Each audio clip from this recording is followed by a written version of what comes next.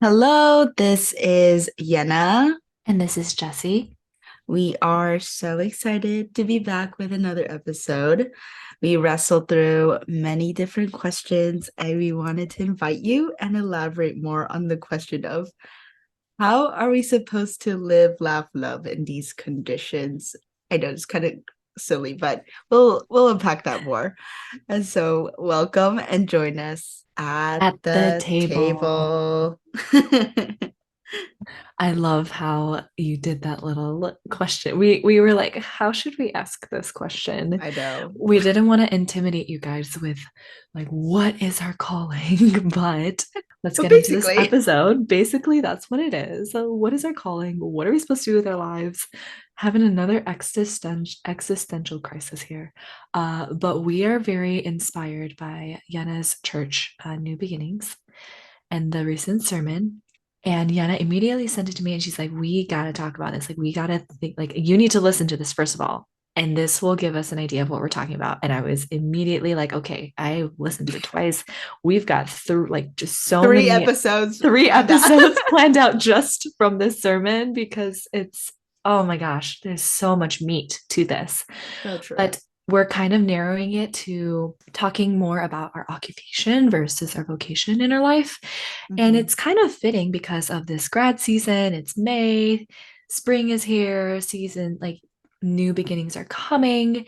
And my brother graduated from college. So Oh that's my also like, gosh. everything's All the changing. feels. Yena's going through some changes in her life as well. There's just a lot on our hearts. Mm, And specifically talking about occupation and vocation, we we wrestle with this as young adults and figuring out our careers and knowing like what we want to do for the rest of our life and what so is God true. calling us to do. So let's unpack Yeah. this. Yenna, what's the difference between occupation and vocation? Yes. Honestly, for so long, I thought they were the exact same thing and they're just being ridiculous having different words. But it was just so well put in the sermon how with occupation, you can see it as just the traditional job, the 9 to 5, or maybe anywhere that you are receiving a salary. You go there to put in your hours, come out with something. But whereas, and that's not a bad thing, it's just kind of career focused. Whereas vocation, that's the drive, the passion, what leads you and motivates you to basically grow in your life, and pursue after just greatness. And a lot of times that vocation is then what inspires you to go into a certain occupation. And of course, that's not always the case, but that's just the idea. And so, with that in mind, we really wanted to kind of hone in on what is our vocation, what is our passion, what's our drive. And so that's the difference between the occupation and vocation. And especially given COVID and a lot of it changing how our society is, we acknowledge that maybe you might have a desk job that you're not really passionate about. And Mm, that's just the way that it is. It pays the bills. But oftentimes, I'm sure you might not feel as purposeful in what you do. Maybe you find that source from your personal life and what you do outside of your job. But then on the other hand, there are people that might, you have your dream job and you're passionate about it, and that's awesome. But I think for Yenna and I, we are more leaning towards it being not our dream job, but we're passionate about what we do. hmm. But sometimes we forget that our vocation goes beyond the walls of just our occupation. It's about the day to day of pursuing God deeper and having that make us realize like it's about the relationships. It's about showing up in our space, not about, oh, we're special needs teachers. Look at us go. Yeah. So we understand that there's different ways of living out our vocation and our occupation might not fully reflect that, right? But Right. again, it's not about what you do in your career. It's about how you're showing up in your relationships, the way that you carry yourself, your mindset towards it. And that will start to change your value and your outlook on your occupation. So, Yana, how has that been for you? Hmm. Like, why do you do what you do? Honestly, this sermon and just previous sermons when it comes to serving others and loving others has been so convicting because for so long, I just always told myself teaching is not the end goal. And I think that was so detrimental to what I was doing right now because I would then kind of just go into my job as a job and leave it not doing much instead of really honing in on loving on these kids. Because for me, my vocation or my passion is to serve TCKs and their families and love on them and bridge the gap between child and parents and all of those things. So I just thought, okay, teaching is irrelevant. My other things are irrelevant to what I want to do. When in fact, wherever God placed me served as a purpose and served as a training ground to then maybe get to where I'm passionate about. Of course, I want to recognize this is not always how life goes for everyone, but I just seeing that is kind of the pattern in which God placed me in just different seasons of my life. And so it was so convicting because even though I cannot do my dream job per se, but I can always hone in and building that skill of serving my families and learning more about their home life and then translate that to better love on them in my classroom and to be faithful to serving these families right now, because who am I to say that if I can't do this right now in my classroom, I would do a fantastic job anywhere else. Really trying to translate that passion wherever God places me. And it might not be in the classroom, it might be just within my own home and where the restaurant I go to, maybe the grocery store, and just learning to love on each person I come into contact with. I'm just really feeling called out there. Yeah, yeah. For Of course, sure. I'm not perfect, but that's just some ideas that just has been circulating through my mind. I relate to that.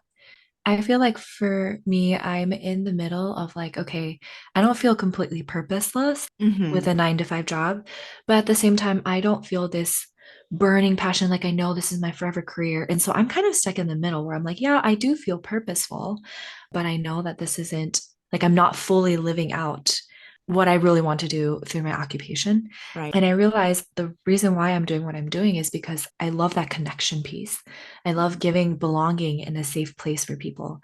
I like being inclusive and making sure that everyone feels welcomed and seen and cared for. And that's being expressed right now through teaching, right? And Mm-hmm. through building connections with my coworkers, through loving on my kids. And that's what keeps me going. But yeah, I always wonder like if I had a desk job 9 to 5, minimal contact with people, what would how would I feel and what would Mm-hmm. I be going through internally and how would I live out my vocation? Because Mm-hmm. even in the sermon, it was saying like, yeah, this guy mows lawns or something, or he fertilizes them. Yeah. And every day he is so grateful to God for his job because of the connections he's able to make with people. And I Mm-hmm. thought that was so cool because it could be something so like it doesn't have to look so extravagant. It's really just the simple, again, it's the day to day of how are you living out your life? How are you building connections? How are you seeking God deeply? How are you being his hands and feet? I guess for both Yana and I, we got to come back to the question of why. It's Mm-hmm. all about, yeah, it's about what we make our occupation to be. And I think we needed to hear that, especially as we're chugging through the month of May and the year is ending. And Woo. woof, oh, that this was very timely, It to was. say the least, you know. But yeah, I, Yenna, can you kind of bridge this with what does it mean then to know our values and to um, treasure them and also live it out? Like how do we then, what's like our next step with this? Yes.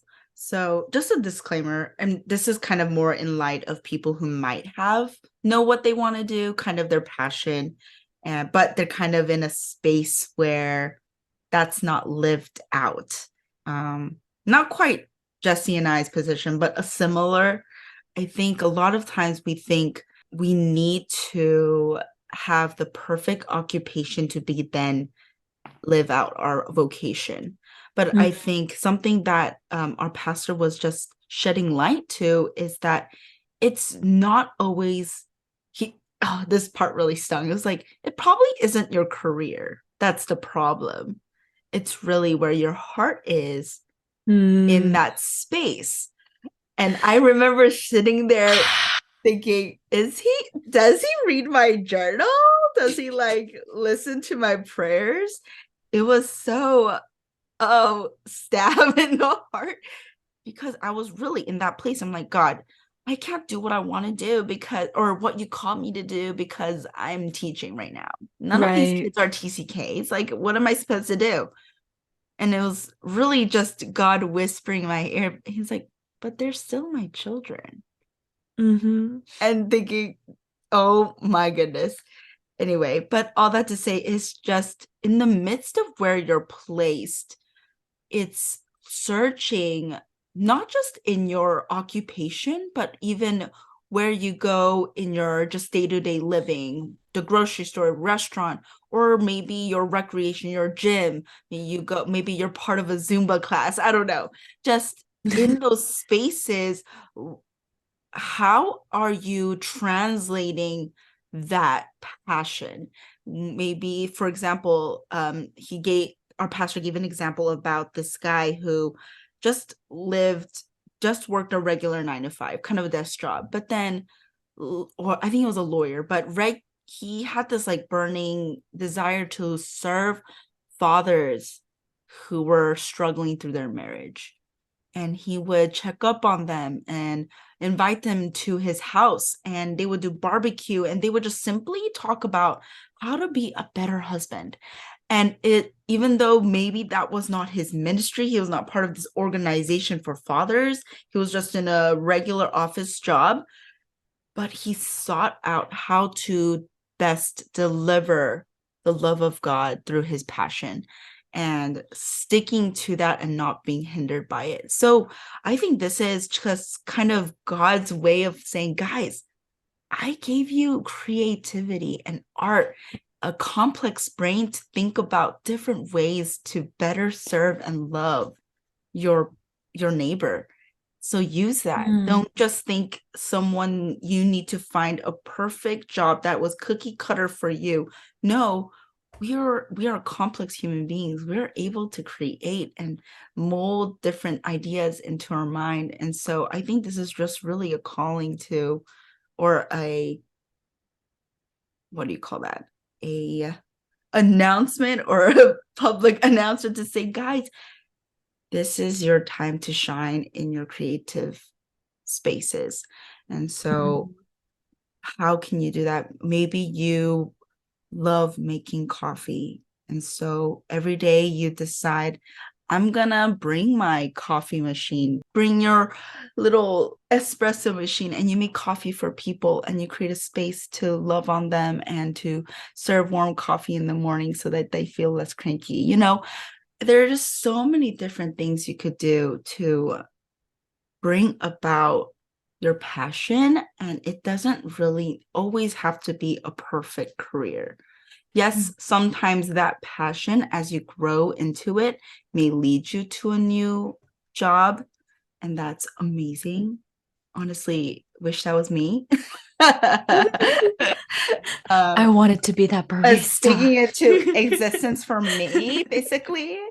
No, really, I think it's so exciting. It's really God saying, guys, we're all artists. We can do really cool things with how I've created you to be. And for those of you who are like me, who are thinking while Yena was talking of, but I'm not creative, but I don't really matter. I Mm, don't feel like I have a place in this world, or does it make a difference if I do this or that? mm, For those of you who think that way, I get it. And I'm going to share this because I also need to remind myself that you are so uniquely made, and God uses all things that have happened in your life and continue to happen in your life. All the pain, all the sufferings, all the disappointments and loss. He uses all of those things that have made you who you are today, those different seasons. He uses it all, and that's going to truly be what drives you, and that's what's going to inspire others. And Amen. I needed a second to remind myself, and I hope that's a reminder for those of you who are like, Yes, but do I matter? You do. You you do. do. I I'm done. love I think that was so good. Thank I you. needed to hear that too. Oh, amen. It's true. I think nothing goes to waste. Yes, sometimes we stumble and we kind of lose our way a little bit. But even then, really, God sees you and he wants you, like specifically you. And that blows my mind every day. Mm. So, kind of coming to our final point, this is a little bit more of a, okay, guys, let's wake up now, you know? I think sometimes we chase after, especially just in our generation, where I feel like everyone is YouTubers and everyone are TikTokers, and they Everyone are has a podcast. everyone has a podcast and they're blogging and all the fun stuff. LOL. But we think we can make our way into our own bosses. And sometimes not everyone has that luxury. Kudos to you guys. You guys are amazing. Truly inspirations. Um, living my dream. What? Anyway. But before anything, taking a couple steps back, and I need to remind myself this too, because I'm a big picture person, and I'm like, God, how do I get there now? I just want to turbo blast myself to that end goal and somehow make it. But really, it's God then really again reminded me, but how are you gonna do those big things if you are not faithful in the small things that I've called you to do right now? You might not be so ecstatic about stacking chairs in your church building. You might not be super happy about organizing finances for your company. You might not be so excited about shelving grocery goods in your Target, but I needed you there right now Mm. so that I can use you for the passion and the calling I call you later for. And I'm over here like, okay, calm down. Because it's so true. I think every day I go into work so ready to complain about what's wrong and why I'm not Mm. supposed to be there, and Mm. why this person should be better and this person should be better, and why this parent is not good or this coworker is not great. And God's like, okay, if you have a spirit of complaining, who do you think you are? I was gonna say it's a sign when you're happy about your kid being absent from school. That's when you forget what your real purpose is. I'm feeling so convicted right Stab. now. Oops. Done. Exposed. You really have to expose us like that? Really? I'm sorry, But for Jesus. real, no, actually, and I bawled my eyes out this whole weekend for so many different reasons, but that being one of them, really Mm. saying, wow, I think I complained more than saying thank you Mm. the past month. And really, again, going back to, if I wanted to serve my TCK community and give back and love on them and serve them, I need to be able to serve the families and children that were placed in my classroom today. Of course, not everyone has a classroom, not everyone are teachers in this podcast. I recognize that. But again, it's really going back to the general calling of, I need to first love God and listen to his voice and spread the love of Jesus before I want to do anything other fancy specific calling things. He's gonna hold that back as long as until you are ready. Mm. And so don't be so caught up in an encouraging way. Don't be so caught up in trying to meet this beautiful goal right now and be perfect right now, because there's no such thing. But really honing in on the small things and being faithful with the little things. You tithe, or you clean up after yourself. You make sure that you put your dishes into the sink when you go to a friend's house. It all matters how you represent Christ. As much as it's an encouragement, I hope this also was a conviction, because we are hurting right now after this sermon. My heart. So anyway, Yeah. we are so convicted by this sermon, and I hope that this serves as an encouragement to say that you guys, you don't need to have it figured out, especially if you're just graduating or just figuring out life or whatever, new transition. We don't have it figured out as much as we wanted to, but really, I want to encourage you, remember to show up for the small things in order to do big things. Yes. Thank you all for listening. I'm so glad these are not all my words, because I am not that smart and bright and definitely not that mature. So I hope that as much as we were convicted and we learned so much, I hope that this also was something that you can take away and apply to your life. Please listen to us on Spotify, and we're on YouTube. We are doing our best to update our Instagram as much as possible, so follow us there. Thank you, as always, for listening to us and loving on us. Cannot wait to share more on our next episode. Bye. Bye.